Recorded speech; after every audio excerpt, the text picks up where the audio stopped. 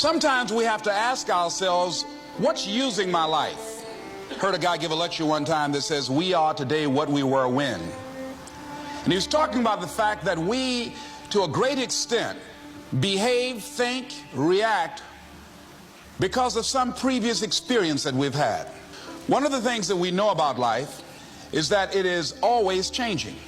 Sometimes you're up, sometimes you're down. Sometimes things go real well, and sometimes they don't. Sometimes you're happy, and sometimes you're sad. Now that's that thing called life. And when we begin to understand and know that, accepting that reality that we will never ever have things just on an even keel all the time, that you're going to have some ups and you're going to have some downs, but during those down moments, that's where the growth takes place. That's where the work is. See, anybody can feel good when they have their health, their bills are paid, they have happy relationships, the children are acting normal. Anybody could be positive then. Anybody can have a larger vision then. Anybody can have faith under those kinds of circumstances. See, but the real challenge of growth, mentally, emotionally, and spiritually, comes when you get knocked down. Somebody said that adversity introduces a man to himself or a woman. How you handle it, that's where the growth takes place. When I was facing some challenges, I had a guy say something to me, and I suggest this is one of the first things that you want to do when you're facing a challenge. You want to get unstuck. Evaluate where you are. Look at it. Assess yourself. Assess yourself and assess the situation. What brought you there? What role did you play? Earl Nightingale had a saying I like. He said, all of us are self-made, but only the successful will admit it. What has brought you to this point? What did you learn from it? Are you learning anything, or are you doing it over and over and over again? Somebody said that insanity is doing the same thing in the same way, expecting a different outcome. Are you going through it, or are you growing through it? Are you bigger and better because of it? Because it's not going to leave you until you grow through it. I was going through a major challenge in my life that was wearing me out, that was using me. And one of my students told me in a class that I was teaching, Lessons in Truth, she said, Les, until you handle it with grace, it will stay in your face. The challenges of life. How do we get stuck? A friend of mine went through a divorce. My best friend. He had a wife that did not love him as much as he loved her. It was his first real true love. He was a very religious man. Did not believe in divorce. He made a mistake, and he paid for his mistake with a lot of pain, a lot of tears. And there came to a point where he knew he should have gotten a divorce, but he was stuck. He was stuck in something called revenge. He said, she's made me so miserable, I'm going to pay her back. He was stuck, and he stayed in there longer than he should have because it began to attack him. It began to affect him psychologically. And as a result of that, when he eventually did get a divorce, he took that same attitude to other relationships, looking for something to go wrong. He was burned so badly, he did not want to risk pain again. He was going in relationships trying to avoid pain. When it became too close, he would do something to make sure the relationship did not work. He would always try and find something wrong with the person, because there are no perfect people. So if you look for it, you can find it. He was stuck in revenge. Another friend of mine, working on a job, loved the company very much, expected to retire there. And one day they called him in the office, asked him for his badge and identification, called the security man up, walked into his desk, told him he was fired and he had to leave then. He was devastated. And if you came anywhere near him, he would tell you his story.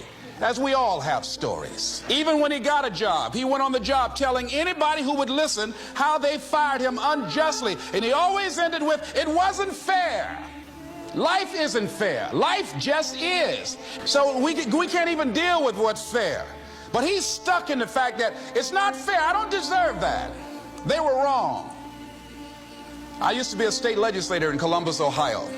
During the break, we used to go out on the front lawn of the Ohio legislature, at the Capitol there, and observe people as they came by. There was one particular person that all of us knew. The children, adults, everybody used to pick at him when he came by. We called him Chicken Man. He had a feather in his hat. He had a toy chicken on top of his car that he would drive around the area in downtown, blinking his lights and occasionally blowing his horn. When he got out of his car, he would walk downtown with a baby carriage with two little baby dolls in there and a picture of a woman. And when you say something to him or came near him, you would hear him making the sounds of a chicken. All of us used to laugh at Chicken Man. We didn't know Chicken Man's story. Chicken Man woke up one morning around 3 a.m. and his house was on fire. He panicked and he got out of the window and left quickly, only to get outside to hear his children and his wife screaming for help. He ran back to the door to go in to save them, and the flames were too hot, too awesome. He tried to get in, he couldn't get in. He was desperate, frantic. Pretty soon the cries stopped. They perished in the fire. His brother-in-law came, found out that his sister had died and his nieces in the fire, grabbed Chicken Man and started beating him. "You chicken, why did you save my sister? You're a chicken, you're a chicken." When the people pulled him off Chicken Man, they picked him up and said, "Are you all right?" And Chicken Man looked at him and he started making the sounds of a chicken. He never ever overcame that tragedy. He was stuck from that experience. None of us knew why Chicken Man went around with this picture and these little dolls.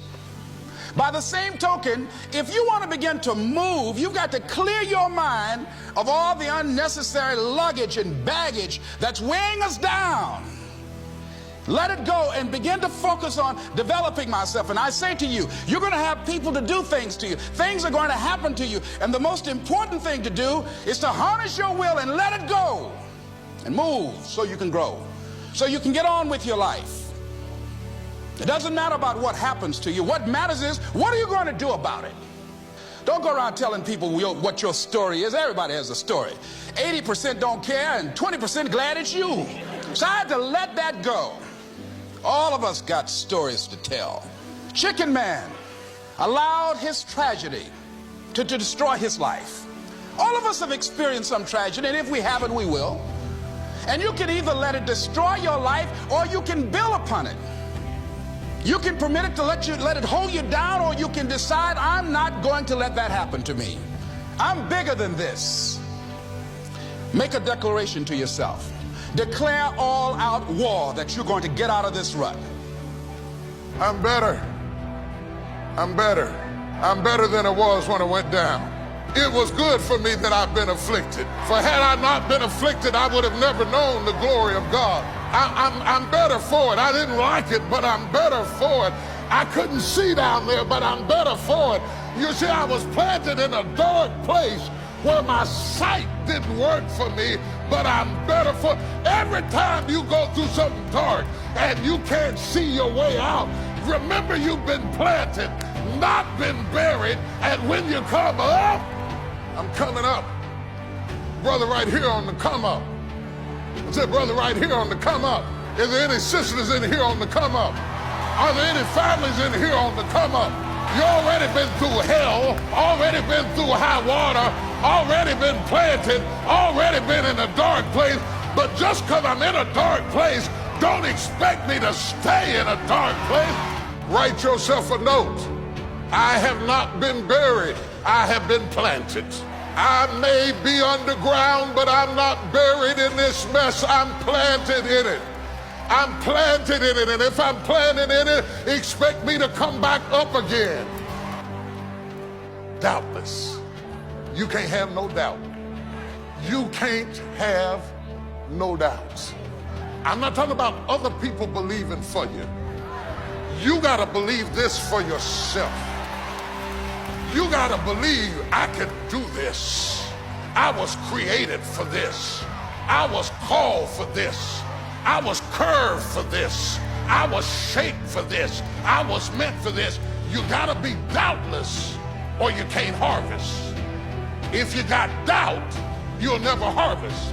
You'll see it, but you'll never enter into it. If you are doubtless, you can't possess it. So if you are going to go into harvest, somebody shout, I believe it.